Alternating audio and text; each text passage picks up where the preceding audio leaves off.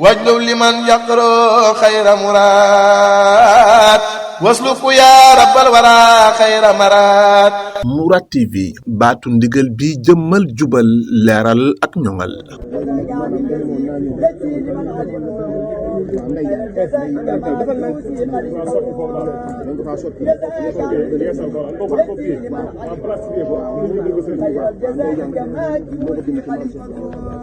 sëriñ bi nag nee na woon na ñaanal يومة المصطفى صلى الإله له والآل والصحب ما غابت نهايته بحرمة المصطفى صلى الإله له والآل والصحب ما غابت نهايته بحرمة المصطفى صلى الإله له والآل والصحب ما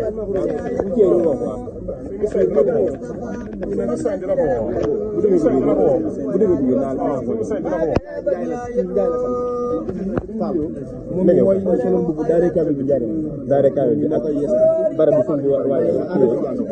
Adama Ndiaye waaw Moussa sama mag la sëriñ bi moo ñu boole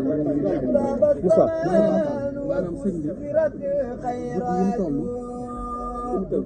lool ci moom بذورك الميمون يا قمر الهدى طاب الزمان وكسرت الخيرات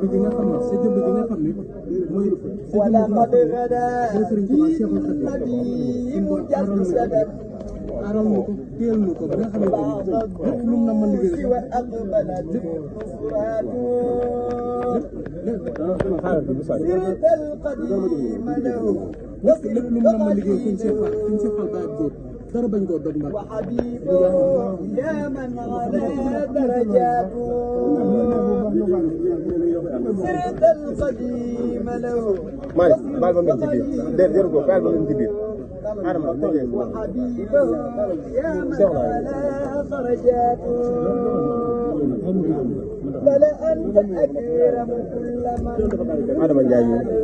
moom la day jàmbaar lool moo koy ak barab bi suñu wàññi liggéey Malick Fall Adama Ndiaye Ibrahima Thiam waaw xam naa ne ñoom ñoo yor bërëb maam Sène Fall bi delloo àjjana bagage yi mansion yi ñoom ñoo koy saytu foofu te moom nekk am personne loolu ndax bërëb boobu ak kër bu mag ci sëñ bi wàññi ko moom moo ko yeesalaat defaraat ko ba mucc ay Adama Ndiaye ñi waaw nga ñaanal leen bu baax nee na waa leen góor nee na jërë ngeen di xolam seet na jën baax waaw dinañ ko woo après bu duggee ci من غاص فيك تبادرت بدراته ولا أنت أزهد من ويس